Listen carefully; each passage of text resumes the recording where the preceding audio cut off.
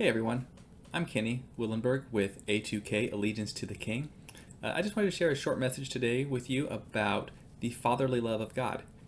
So we just recently celebrated the holiday called Father's Day, and it really got me thinking that our Heavenly Father is someone that really does care about us and love us, much in the way a good earthly father would. However, of course, him being far more supreme than any human being could be, his love for us is far more supreme and greater as well. So it's one of those things where I think a lot of times as a father, I give my children directions and I give them some instructions on what to do and what not to do. And my goal with that is I'm trying to keep them from getting hurt, and I'm trying to help them to learn and to grow to become the best people they can. Now, a lot of times, my children, when I ask them to do something, or I sometimes have to tell them they need to do something, they tend to think that I'm just trying to control them and I'm not really looking out for their own good. They think I'm just trying to manipulate them. I think that's just part of human fallen nature, is that we're always thinking out for ourselves rather than for other people. And we tend to think other people are always looking out for themselves rather than for our best interest. So I think a lot of times we can have that same perspective towards God. So God can give us some different instructions. He can give us some different guidance. And he says, here's the things that I want you to do that will be best for you. And we just look at it and say, that's not what I want to do. I'd rather do what I want. And we kind of could be dismissive towards what God's instructions are. But the thing is, God is love, right?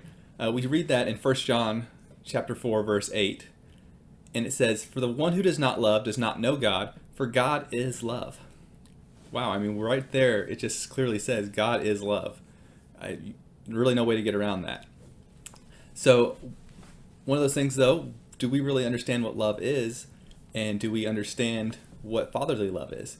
So in our culture, a lot of times we think of love as, getting what we like. We love something, it's because we like something.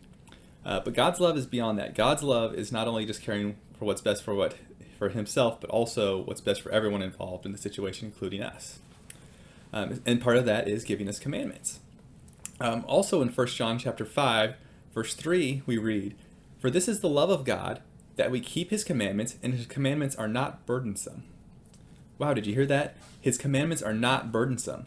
Yet how many times do we think of God's commandments as something that's a burden for us? Now, those commandments may not be the thing we want to do right then, but they are what's best for us in the long term.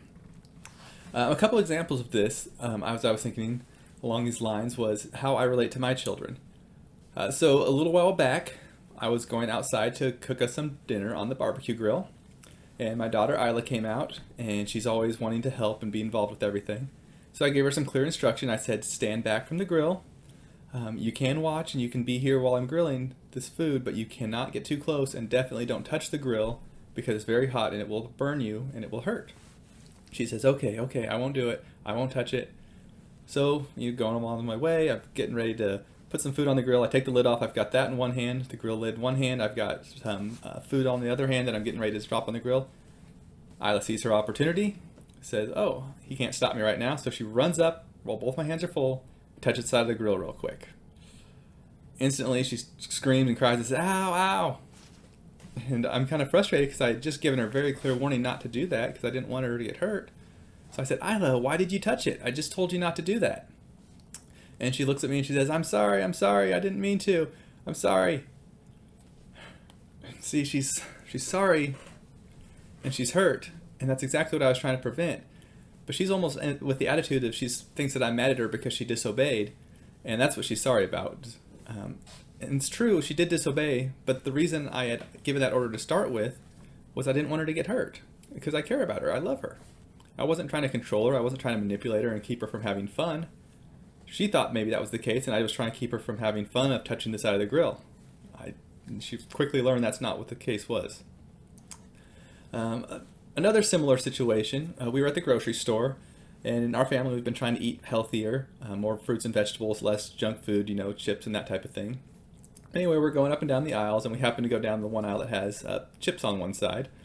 So Isla gets all excited. She runs over and grabs a big bag of Doritos, and she starts to put it in the cart. And I look over and say, oh no, Isla, put that back. We're not going to get that today. And she looks up at me, and she looks right in my face, and she just sternly looks at me, and she says, no, you're supposed to be a good dad, and you're supposed to do what I want. And I want to get Fritos and Doritos and Cheetos, whatever it was, and you should let me do that because that would be a good dad. I just looked back and I was like, whoa, where did that come from? Like, I don't know where that attitude had been learned from. Certainly don't think she's seen that behavior from me or anyone else in our family. But anyway, that attitude there of, wow, you're supposed to be a good dad and do what I want, right? Like, I'm trying to help her be healthy by giving her good food, and she's mad at me because I'm not doing what she wants, and that's being, in her mind, a bad dad.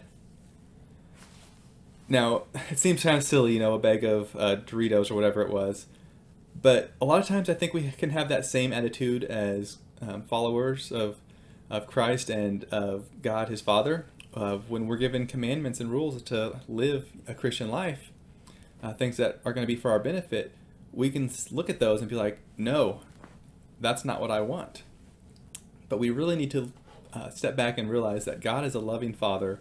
He gives us these commandments not as a burden, but because he loves us and he cares for us and he wants what's best for us.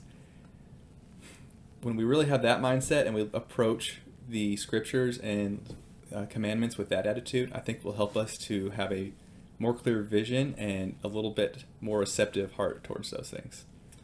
I hope this blesses you guys. If you are interested, please check out our website, allegiancetotheking.org, or catch us on Facebook.